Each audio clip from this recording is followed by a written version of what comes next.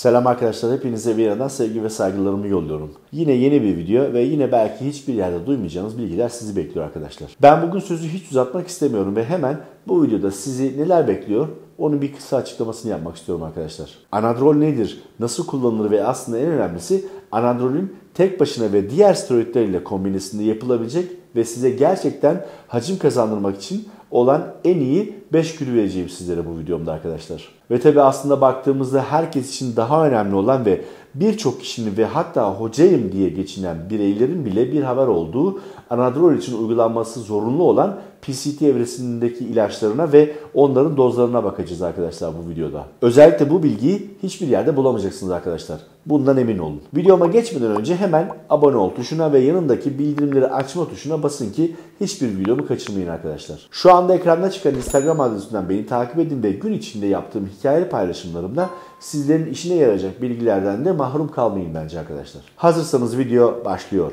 Anadrol yani oksimeteron büyük miktarlarda kas boyutu ve güç oluşturmak isteyen vücut geliştiriciler tarafından alınan bir hacim artırıcı steroiddir arkadaşlar. Anadrolün anabolik gücü rakipsizdir. Hatta ektomorflara yani kilo almakta zorlanan insanlara bile olağanüstü boyut ekleme yeteneğine sahiptir bu ilaç. Kilo alımı açısından anadrol ile baş başa kalabilen tek steroid dianaboldur. Bu arada çok kısa bir şekilde belirtmemde yarar var. Anadrol aslında bir off sezon steroid olduğundan size bu videonun devamında vereceğim kür örnekleri gerçekten hacim kazanmak isteyen kişilerin işine yarayacak. Anadrol kesim ya da parçalama içinde kullanılabilir. Ancak potansiyel su tutma ve bunun oluşturduğu sonuç şişkinlikten ötürü bu ilacı kesme kürlerinde pek kullanan vücut geliştirici yoktur. Anadrol çok sert bir steroiddir. Bu nedenle yalnızca deneyimli steroid kullanıcıları tarafından kullanılmalıdır. Tabi bunun istisnası özellikle yeni başlayanlar düşük dozda alabilirler. Yeni başlayanlar için önerim ilk birkaç kürlerinde sadece testosteron gibi daha hafif bileşikleri tercih etmeleri. Bu arada anadrol hakkında tam detaylı bilgi yukarıdaki çıkan linkte arkadaşlar. Hadi şimdi en iyi 5 anadrol döngüsüne bakalım arkadaşlar. Şimdi size vereceğim kürler tabii ki en hafiften en ağıra doğru olacak. En hafif kürlerin yan etkileri hafifken tabii ki kürler ağırlaştıkça kürlerin yan etkileri de daha fazla olacaktır. Tek etken madde anadrol kürü. Bu yeni başlayanlar için uyarlanmış hafif dozlu bir döngüdür. Bu ilacı günde 50 mg'a kadar kullanan bireylerde yan etkiler oldukça belirginse 4. haftada dozu 75 mg'a çıkartmak yerine kür bitene kadar günde 50 mg ile devam edebilirler. İlk anadrol küründe 100 mg bölü gün dozları kesinlikle kullanılmamalıdır. Yeni başlayanların kürlerine düşük bir doz kullanmalarına rağmen vücut bu bileşiği daha önce kullanmadığı için boyut ve güçte büyük artışlar yaşanacaktır. Bu kürü uygulayan yeni başlayan birinin 10 ila 15 kilogram arasında bir kütle kazanması muhtemeldir. Tabi arkadaşlar hemen bir dipnot vermekte yarar görüyorum sizler için. Hemen hemen her videomda söylüyorum. Yine tekrarlayayım sizler için. Bu gibi ilaçların avantajları ya da size sağlamayı öngördüğü kütleleri kazanabilmek için birkaç olmazsa olmaz var. Bunlardan ilk ve tartışmasız en önemlisi kullanmak istediğiniz ilaçların iyi olması. Bir başka ve yine en az ilki kadar önemli nokta beslenmeniz ve son olarak antrenmanlarınız. Aldığınız ek takviye, steroid, peptit veya SAM'lar mucize ürünler ya da ilaçlar değildir. Tek başına size pek de fazla yarar sağlamazlar arkadaşlar. Bu arada Bulgaristan, Polonya, Moldova, Ukrayna ve Macaristan başta olmak üzere dünyanın birçok ülkesinde çok sık kontroller olmaya ve yasa dışı üretim yapan birçok kişilerin ürünlerine el konulmaya başlandı arkadaşlar. Özellikle Dünya Sağlık Örgütü'nün baskısı ve illegal dönen gelirlerin bir şekilde önlenebilmesi için artık bu gibi ilaç üreticilerine göz açtırmıyorlar ve bundan sonra da açtırmayacaklar. Zaten insan sağlığını tehlikeye atma potansiyeli yüksek ilaçların bir de hijyenik olmamasından bize verebileceği zararları düşündükçe iyi ki de baskın yapıyorlar diyorum açıkçası. Yalnızca anadrol döngüsü, gelişmiş kişiler için tabii ki. Daha önce anadrol kullanan ve onu tekrar kullanmak isteyen bireylerin vücudu bu bileşiğe adapte olmuşsa bu bireylerin bu ilaçlardan fayda görmeleri ancak daha yüksek bir dozda ve daha uzun sürede bu mümkün hale gelebilir arkadaşlar. Şu anda gördüğünüz kür yalnızca sağlığı iyi olan ve bu kürü almadan önce doktorlarıyla düzenli kontrolleri olan kişiler içindir arkadaşlar. Hali hazırda sağlık durumu kötü olan bireylerin bu ilacın kürleriyle sağlık durumları daha da kötüleşebilir. Anadrol ve dekadrobolin döngüsü arkadaşlar yani kürü. Dekadrobolin kullanıcıların anadrol ile istifleyebilecekleri kas hipertrofisi ve gücünü artırabilecekleri etkili bir enjekte steroiddir arkadaşlar.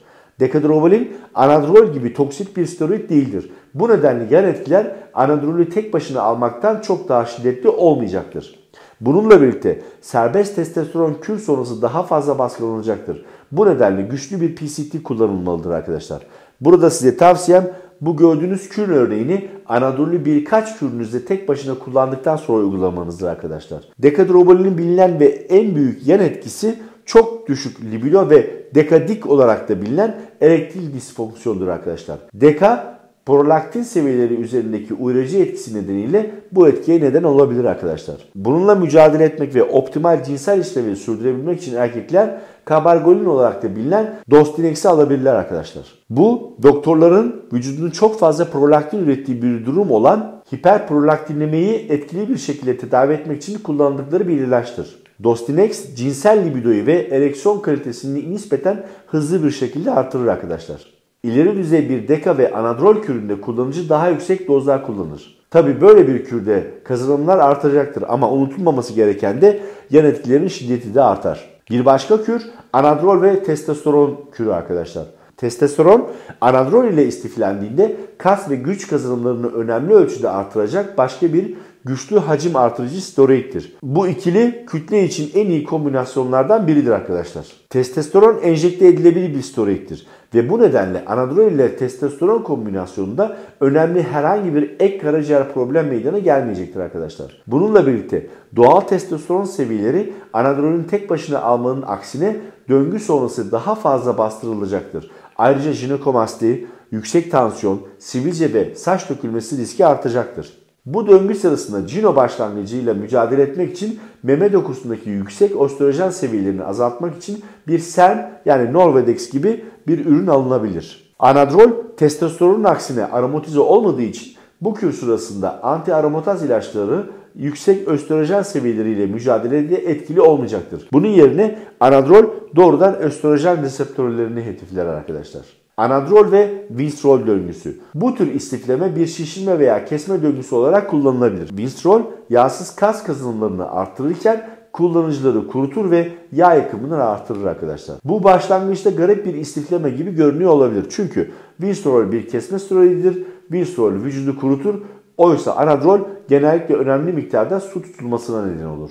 Anadrol yüksek kalorili yani bol miktarda sodyum içeren bir diyetle birlikte kullanılmadığında su tutma minimum düzeydedir arkadaşlar. Kaloriler ve sodyum düşükse kullanıcılar genellikle ek su tutma olmadığını bildiriyorlardır arkadaşlar.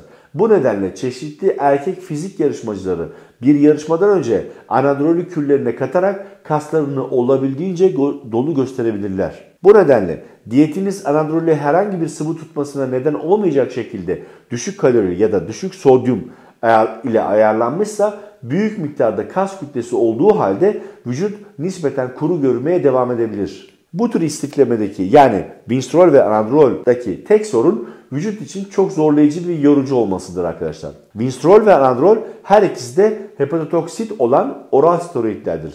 Bunlar ayrıca testosteron açısından çok baskılayıcı bileşiklerdir ve kalp üzerinde yüksek LDL ve düşük HDL kolesterol nedeniyle zararlı etkileri vardır. Bu muhtemelen bir vücut geliştirici için artıları ve eksileri tartarken en kötü döngülerden bir tanesidir arkadaşlar. Bunun nedeni anadrolün yan etkilerini önemli ölçüde şiddetlendirebilecekken Winstrol'ün vücut kompozisyonu üzerinde çok büyük bir fark yaratmamasıdır arkadaşlar. Bununla birlikte enjekte olmaktan korkan ya da istemeyen bireylere karşı oralları tercih eden vücut geliştirmeciler arasında yaygın bir döngü olmaya devam ediyor bu iki ilaç arkadaşlar. Anadrol ve dianabol döngüsü. Bu gezegendeki en iyi şişirme steroidlerinden ikisini tek bir kürde birleştirdim arkadaşlar. Bu döngü herhangi iki steroidin size sağlayabileceği en fazla kilo alımını ve boyutunu üretecektir arkadaşlar. Bu istifleme kullanıcıların egzersizleri sırasında muhtemelen süpersetler yapmaktan korkacakları boyutlara kadar kaslarını şişirecektir arkadaşlar. Kullanıcıların döngü sonrası gözle görülür miktarda boyut kaybetmesi muhtemeldir. Ancak bunun çoğu bu iki ıslak steroidden elde edilen su ağırlığından olacaktır arkadaşlar. Bu tür ilaç kombinasyonu karaciğeriniz için en kötü kombinasyonlardan biridir. Bu iki steroidin ikisi de oraldır ve dolayısıyla C17 ile alkillenmiş bileşiklerdir. Bu nedenle eğer halihazırda bir karaciğer probleminiz var ise veya karaciğeriniz çok iyi durumda değilse bu döngüyü uygulamayın arkadaşlar. Bununla birlikte anadrolün karaciğer üzerindeki etkilerinin vücut geliştirme topluluğunda önerdiği kadar kötü olmadığını öne süren bir sürü araştırma var. Ayrıca karaciğer diğer organlara kıyasla darbe alabilir ve yine de kolayca iyileşebilir bir organdır arkadaşlar. Steroidler ve karaciğer ile ilgili en önemli tüyo uzun kürlerden kaçınmak ve kürler sonrasında yenilenmesi için yeterince dinlenme sağlamaktır. Bu kürle ilgilenenler için önerim 3 aya kadar günde 500 mg dozlarda tutka kullanmaları bu karaciğer hasarını önlemede çok etkilidir arkadaşlar. Tutka karaciğere mümkün olduğunca fazla koruma sağlamak için döngüler sırasında ve sonrasında alınmalıdır. Ayrıca alkolden kesinlikle uzak durulmalıdır. Kan basıncındaki büyük artışları ve en aza indirmek için düzenli kardiyo şiddetle tavsiye ederim arkadaşlar size. Büyük miktarlarda su tutulması ve kolesterol kaymaları kaçınılmaz olduğundan bu kür boyunca kan basıncının düzenli olarak izlenmelidir arkadaşlar. Ve bonus son olarak anadrol, trenbolon ve testosteron kürü. Birlikte kullanılan bu steroid üçlüsü kesinlikle kullanıcılarına hayatlarının en iyi kazanımlarını sağlayacaktır. Bununla birlikte aynı zamanda çok sert yan etkiler de üretecektir ve bu nedenle çok dikkatli kullanılmalıdır. Şu anda ekranda gördüğünüz adam ki bunu hepiniz sanıyorsunuz, bunun şimdiye kadar yaptığı en iyi kür olduğunu söylemiştir arkadaşlar. Bu döngü ile ilgili ana problemler aşırı testosteron baskılanması, kan basıncının aşırı yükselmesi, jinekomasti riski ve önemli miktarda saç incelme ya da dökülmesidir. Ayrıca bir miktar karaciğer toksisitesi de olacaktır. Ancak enjekte edilebilir steroidlerin yani testosteron ve trenbolonun bile hepatotoksisitesi dianabol ve anadrol döngüsünden daha azdır. Sadece anadrol ve trenbolon istiflenmesi, anadrol ve testosteron gibi birlikte alınabilen başka bir yaygın ve güçlü steroidler istifidir arkadaşlar. Kadınlar ve anadrol döngüleri. Anadrolün aslında virilizasyondan kaçınmak isteyenler açısından kadınlar için en iyi steroidlerden biri olduğunu öne süren çok sayıda araştırma var. Ancak birçok insan bunun tam tersinin doğru olduğunu ve kadınların anadrolden uzak durması gerektiğine inanıyor arkadaşlar. Yapılan klinik araştırmalarda kadınlar çok uzun süreler boyunca mega dozlarda anadrol aldıklarında bile virilizasyon yani erkekleşme meydana gelmediği görülmüştür. Yapılan bu araştırmada 30 hafta boyunca günlük 100 ile 150 mg dozlar kullanılmıştır kadınlar arkadaşlar. Anadrol erkeklerde sert yan etkileri ürettiği için kadınlarda da aynı erkeksi etkileri neden olduğuna inanılmaktadır.